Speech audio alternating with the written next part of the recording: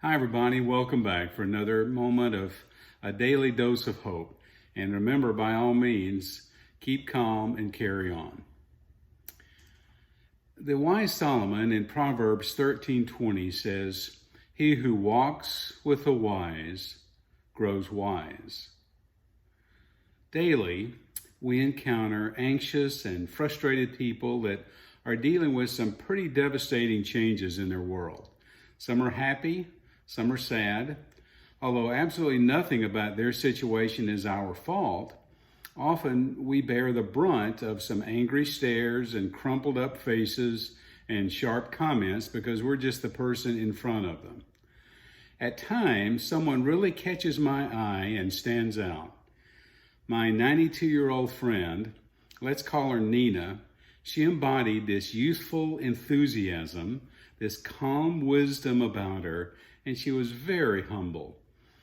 She could have been distracted by aging or failing health, her disease process. She could have been frustrated by the wait or sad at leaving, but she treated everybody that came into her presence with this quiet resolve and her very unique brand of love.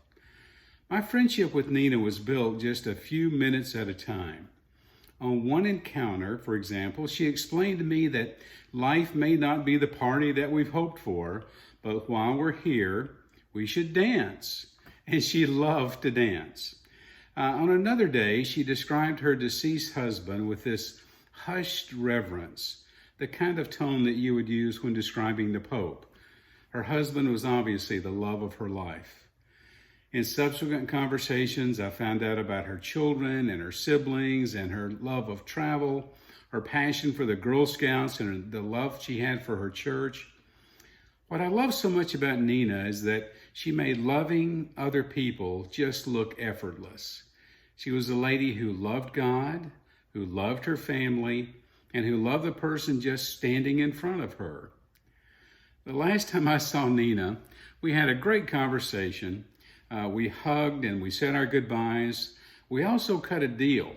You see, I told Nina that I would remember her and tell people all about her if in return that every time Jesus walked by her in heaven, she'd mention my name. Well, I'm keeping my end of the bargain. I just bet she's keeping hers as well.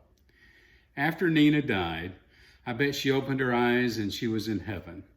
And I don't know what heaven's going to look like. I don't know if the roads are made of gold, or I don't know what color the gates are, or who takes over for St. Peter when he needs to take a day off.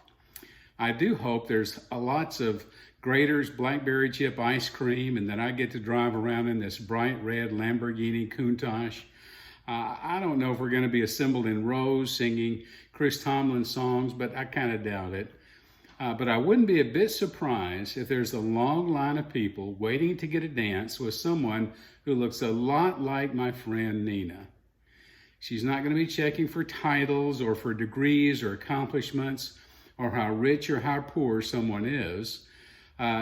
She's not going to be asking those kind of questions at all. All Nina's going to be concerned about is how they found their identity in their faith and if they really loved other people. Well, that's my buddy Nina, who became my friend just a few moments at a time. So today, as you move through your day, just enjoy the few minutes that you have with people today. Just quietly delight in the confidence that comes from having found a resident or a family member or a patient who is unique and deserves your very best attention today. Build a friendship with them, just a few moments at a time.